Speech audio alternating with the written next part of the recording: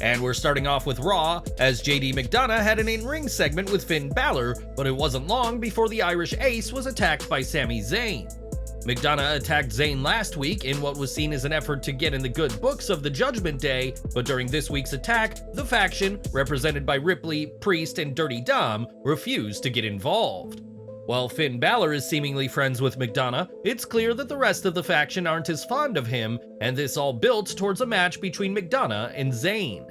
The story of the match was about McDonagh targeting the elbow of Zayn, which was left swollen after last week's attack, but in the end, it was the undisputed tag team champion who got the win. That was despite Balor coming out to try and help McDonagh, and it's telling that Finn came out to help JD, but didn't come out for the initial promo by the Judgment Day. Backstage, Rhea Ripley tried to act as a peacemaker between Finn and Priest after Priest said that there are communication issues within the Judgment Day, the first spoken acknowledgement of tensions within the group.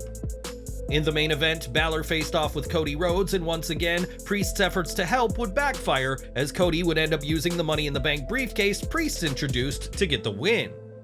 Post-match though, McDonagh would strike, helping the Judgment Day beat down on Rhodes and Zayn, and Raw went off the air with the heel faction standing tall. It was interesting that McDonagh was in the background, as he isn't a fully fledged member just yet, but he certainly ended Raw on better terms with the faction than when it began. But what did you think of this? Do you want to see McDonagh as part of the faction? Or would you go in another direction? Let us know in the comments. It was last October that Bray Wyatt returned to WWE to a thunderous ovation, but since then, the former Fiend has spent most of his return out of action. Little has been confirmed about Wyatt's mystery illness, other than it was life-threatening and that Bray seems to be past the worst of it, and we've now had an update from a very personal source. Speaking to WrestleBinge, Mike Rotunda, aka IRS, was asked about his son's condition and said that some of what has been said by fans on the internet simply isn't accurate. You read a lot of stuff on the internet which I wouldn't believe a lot of, or in my case, any of it. So Bray Wyatt, I'm sure he'll return to WWE hopefully shortly, and we'll go from there. WWE has kept very quiet about Wyatt, though it was reported recently that tentative creative plans are being pitched, in a good sign for the former Universal Champion.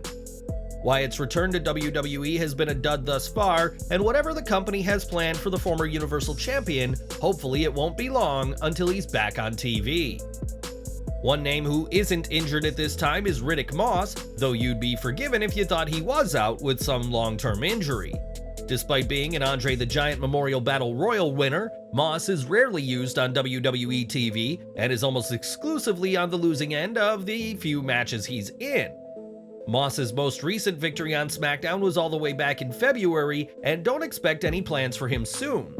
When Ringside News asked around about Moss, a tenured member of the creative team said, "No one knows what to do with him, and that's been the feeling for a while." The source added that while Moss is athletic, the consensus is that he just can't connect with the crowd, and fans simply aren't interested in him. Even pairing Moss with his on-screen fiancée Emma has failed to win fans over, and it's been months since the Australian did anything of note on screen either. With cuts expected after the WWE merger with UFC is done, Moss's days with the company may be numbered, and what would you do to revitalize his career? Let us know in the comments below. On this Friday's SmackDown, Edge will return to his native Toronto to face off against Sheamus in what'll no doubt be a fun match between the two real-life friends. Edge said last week that it was a workout with Sheamus that gave him the inspiration to make an in-ring return, but could the Celtic Warrior also serve as Edge's final opponent? During Wrestling Observer Radio, Dave Meltzer reminded listeners that last year, Edge said he intended to retire in the summer of 2023, with his final match happening in Toronto.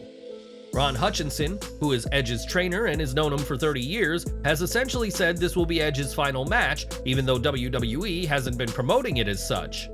Meltzer added that last year, Edge may have believed that SummerSlam 2023 would have been in Toronto, and said that while WWE will of course return to Toronto, it won't be anytime soon.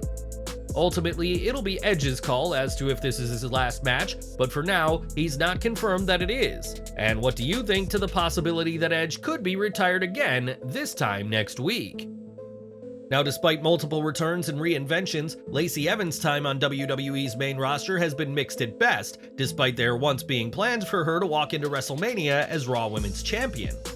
These days, though, it's rare to see Evans have matches on back-to-back episodes of WWE TV, and it appears the sassy Southern Belle could be preparing for her exit from the promotion. On social media, Evans has gone through an interesting transformation, changing her handle to Limitless Macy, referring to her real name as Macy Estrella Cadleck. Before this change, all of Evans' handles had been tied to her in-ring persona, and she also tweeted a confused Beyonce asking how many days are left. Many have taken this as a sign that Evans is counting down the days until she leaves WWE, and her changing of her handles is the first step towards making her exit from the company. Evans' most recent TV match was a June loss to Charlotte Flair that went under 3 minutes, hardly a high-caliber bout for the former Marine, and don't be surprised if we've seen the last of Lacey Evans on WWE TV. Now, Dolph Ziggler has been with WWE for so long it's hard to imagine him being in any other company, but recently the show-off made an appearance for being the Elite. In the clip, Ziggler was seen signing autographs, and his brother Ryan Nemeth asked for his thoughts on the Elite re-signing with AEW, a question that Dolph was surprised to ask. Ryan said he'd make sure that Dolph's face was censored and that nobody would know he was on BTE when the episode was released, but hiding his brother's face must have slipped his mind. Ziggler has teased leaving WWE in the past but has never gone through with the threat, but perhaps one day we'll see the show-off appearing on Being the Elite as a fully fledged member of the AEW roster.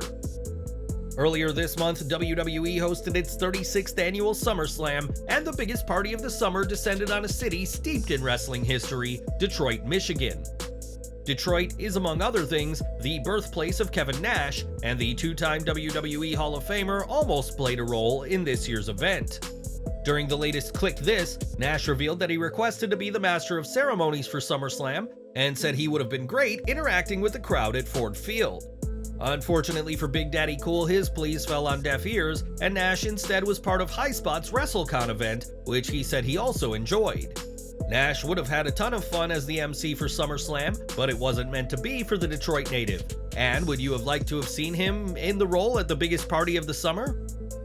It was over 1 year ago that Karrion Kross made his return to WWE, kicking off a series of rehirings that would include the likes of Braun Strowman, Bray Wyatt, Chelsea Green, and others. Well, expectations for Kross were high when he returned, with some even speculating on a Roman Reigns feud. Those high hopes quickly fizzled out as Kross became just another guy in a stacked roster. Though the former NXT champion presents himself as an imposing force, his win-loss record doesn't back this up, as stats from Cage Match reveal he has won just 5 out of his 24 matches since returning. This gives Kross a win percentage of 20.8%, hardly the number for somebody who some once speculated could have been the one to dethrone Roman Reigns as undisputed WWE Universal Champion. During the latest Smackdown, Kross was, surprise surprise, once again losing to AJ Styles, but was seen laughing maniacally after the match. This spot, alongside comments about disciples earlier in the show, has led many to suspect Kross will soon have a stable. And will this fix his underwhelming return to WWE? Or is the damage done at this point? Let us know in the comments. And we're ending today with AEW, as during an episode of Collision, the Acclaimed and Billy Gunn lost to the House of Black, which proved to be an overwhelming setback for Daddy Ass. Taking his boots off and leaving them in the ring, Gunn gave all the signs that he is retiring, and sure enough, the veteran hasn't wrestled since. Despite their on-screen differences, both Austin and Colton Gunn shared their respects on social media to their legendary father, leading many to believe that Billy's retirement is legitimate. During Wrestling Observer Radio, though, Dave Meltzer noted that Billy Gunn will be back in AEW, and confirmed that this retirement is solely a work. As for how AEW intends to bring Gunn out of this on-screen retirement, that isn't known at this time, but it is said that Billy is being kept in the creative loop backstage. Gunn has enjoyed a lengthy career, but his role with the Acclaimed has proven to be a highlight for Daddy Ass, and fans can expect him back in the ring when the time is right.